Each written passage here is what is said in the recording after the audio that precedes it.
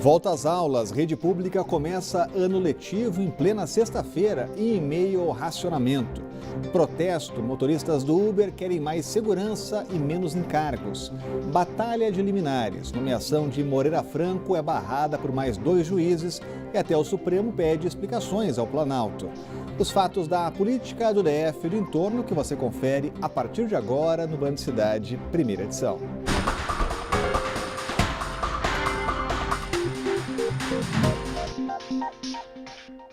Olá, muito boa tarde a você. Cerca de 450 mil estudantes da rede pública voltaram às aulas nesta sexta-feira. A data marca também a abertura da escola da Estrutural, que estava interditada desde dezembro de 2012 por causa de um vazamento de gás. O retorno nesta sexta-feira foi tímido e com poucos alunos em sala. Só que o ano letivo mal começou e alguns problemas já começaram a aparecer. Mais de 3 mil funcionários do Serviço de Limpeza e Manutenção das unidades estão de braços cruzados. E algumas cantinas amanheceram assim, sem merendeiras. Nós estamos em conversação com as empresas porque elas têm que efetuar o pagamento dos seus servidores na medida que elas receberam o pagamento da Secretaria de Educação. Eu acredito muito na sensatez de todos para analisar o momento que a gente vive e evitarmos situações que não vão gerar benefícios para nenhuma das partes. Mas a volta às aulas tem um sabor especial para alguns estudantes. A escola classe 1 da Estrutural ficou interditada por 5 anos por conta de um vazamento de gás. Agora ela está toda reformada e vai receber 1.200 alunos da cidade. Antes, eles tinham de ir até o Guará para conseguir estudar. Nós estamos agora atendendo os alunos de 4 e 5 anos e do 1º ao 3º ano. Então, muita coisa mudou, a comunidade agora está presente. É uma satisfação muito grande poder estar com eles aqui hoje. A reforma custou cerca de R$500 mil. Os professores garantem estar seguros, mas os pais temem novos vazamentos. Devido ao que já aconteceu, sobre a história da escola.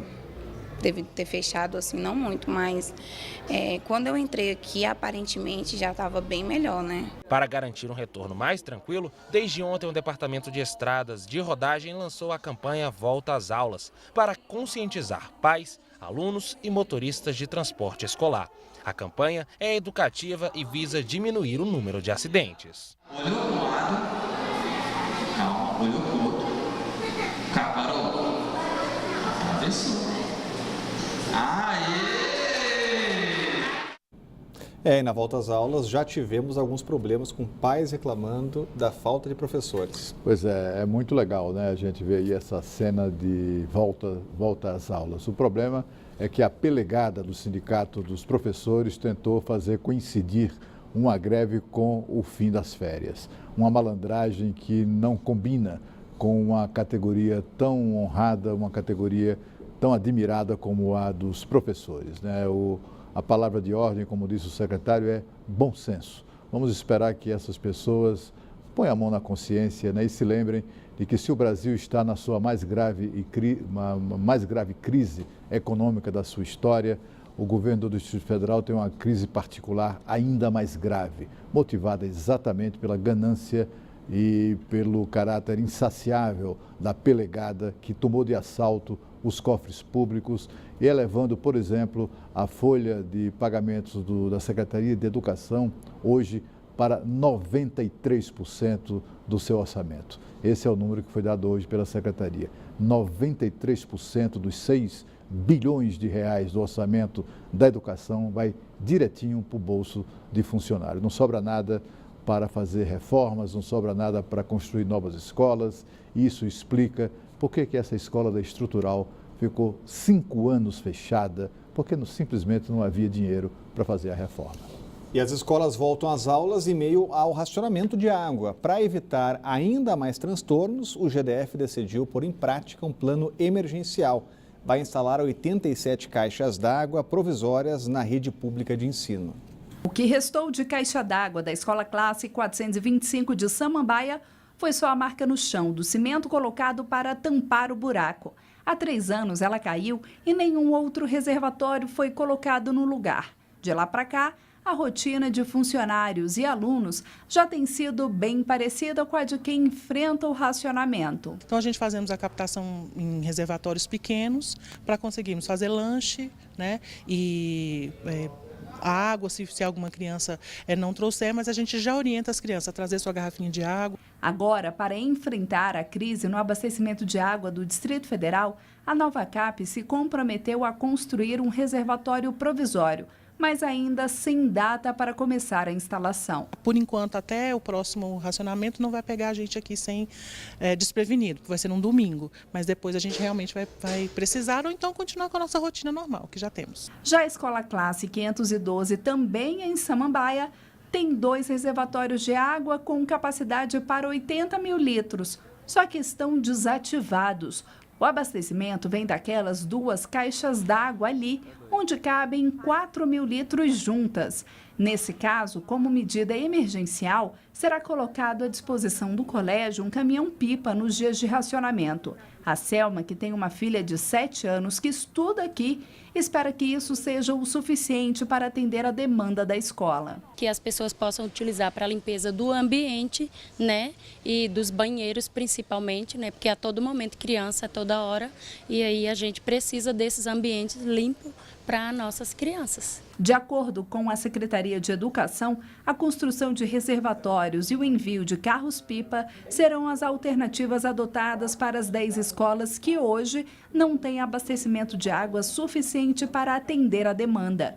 Como as aulas da rede pública de ensino começam nesta sexta-feira, a Secretaria afirma que será feita uma avaliação do funcionamento das escolas na primeira semana de atividades com racionamento. E, se preciso, podem ser feitos alguns ajustes. Lembrando que as escolas serão atingidas somente um dia da semana, então não é um prejuízo muito grande, a gente pode fazer aí uma compensação de carga horária, mas a nossa intenção é trabalhar em parceria com a CAESB e Novacap para atender 100% dessas escolas e não ser necessário prejudicar os alunos em termos de carga horária.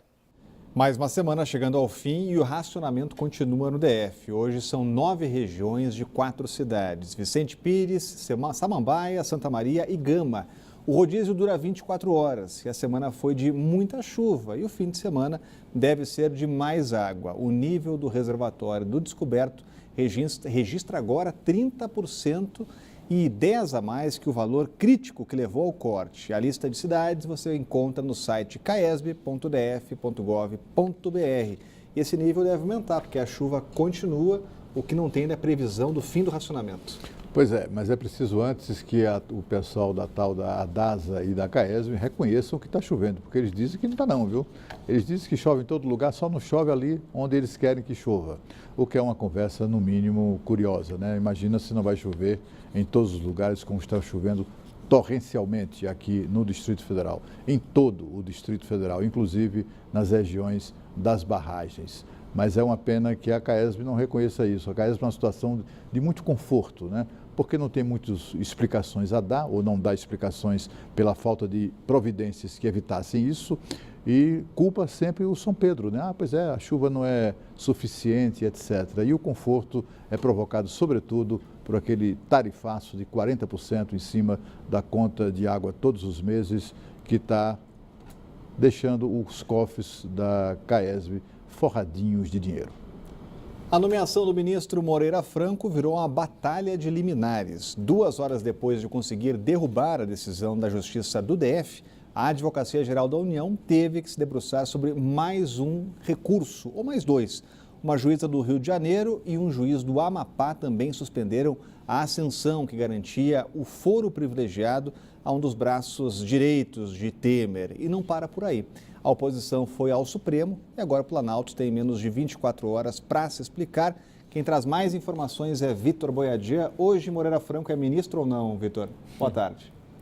Boa tarde, Orengo. Boa tarde a todos. Olha, por enquanto, não é ministro por conta dessas liminares de primeira instância que o impedem de ocupar essa posição. Ele já foi nomeado, mas por conta dessas liminares segue ainda impedido de exercer a Secretaria-Geral da Presidência da República. Mas a expectativa do governo é que nas próximas horas a resposta definitiva possa começar a surgir.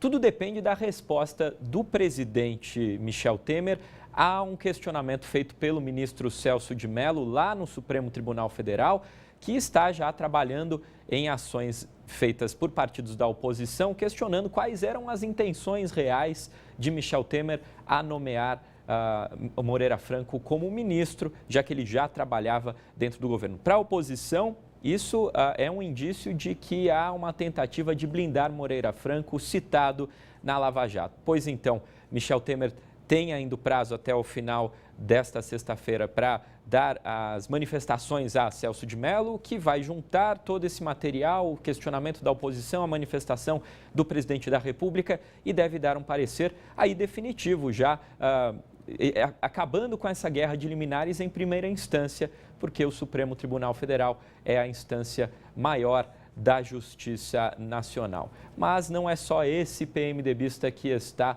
aí esperando manifestações da Justiça. Outros caciques do PMDB também estão às voltas com a Justiça, mais especificamente na Lava Jato, porque o ministro Luiz Edson Fachin, o mais recente relator dos processos da Lava Jato, autorizou os primeiros inquéritos de autoridades desde que assumiu a relatoria da Lava Jato, pediu investigação sobre os senadores Renan Calheiros, Romero Jucá e o ex-presidente José Sarney. Eles são suspeitos de tentativa de obstrução da Lava Jato, revelada essa tentativa em conversas gravadas pelo ex-senador Sérgio Machado, também investigado por autorização do ministro Luiz Edson Fachin.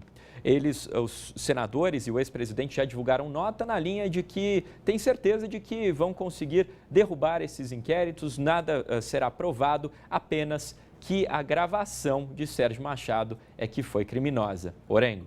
Obrigado, Vitor. Hoje, olhos voltados para a Justiça. Agora, Cláudio Humberto, será que esse ministério vale toda essa confusão que está tendo? Pois é, né? O Palácio Planalto acabou atraindo para dentro de suas instalações uma crise que é meramente política, né? E também, é claro, jurídica. Eu quero aqui abrir divergência com a interpretação de que o Moreira Franco não é ministro. Ele continua ministro, sim, até porque as liminares concedidas são de juízes de primeira instância, que não têm prerrogativa de afetar qualquer ato assinado pelo presidente da República. Essa prerrogativa é exclusiva do Supremo Tribunal Federal, exatamente pelo mesmo problema que está gerando tudo isso, o foro privilegiado. Aliás, quando o foro privilegiado foi definido, discutido e adotado no governo Fernando Henrique Cardoso, a discussão era exatamente essa. Era para impedir que as autoridades em Brasília ficassem sujeitas a decisões de juízes de primeira instância, no Amapá, no Rio de Janeiro, em Brasília, no Rio Grande do Sul. Ou seja, o foro privilegiado concentra no Supremo Tribunal Federal todas as iniciativas contra essas autoridades. É por isso que essas liminares, de fato, não têm validade e serão derrubadas no Supremo, como foi derrubada a primeira liminar. Mas o que vale mesmo, antes de qualquer apreciação nesse sentido, antes de os respectivos tribunais regionais federais avaliem essas liminares concedidas no Rio de Janeiro, no Amapá, o que vai valer mesmo, o que vale é a decisão do ministro Celso de Mello. Este sim tem prerrogativa de afastar ou não um ministro de Estado. E a seguir, protesto de motoristas do Uber. Entenda o que levou os trabalhadores à rua logo depois do intervalo.